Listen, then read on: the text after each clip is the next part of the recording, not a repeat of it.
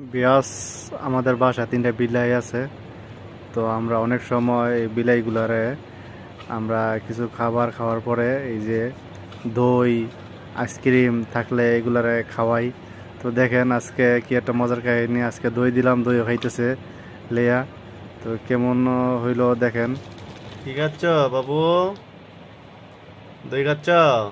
খাও খাও, মজা নি দই, মজা করে খাও। টাকা দিছে তোমার কোন বাবা? হ্যাঁ, তুমি দই খাচ্ছ? খাও, খাওয়ার পরে শেষা এত দিমু। শেষা এই কি? আসো আসো আসো, তুমি আসো, পিচ্ছি আসো। হ্যাঁ,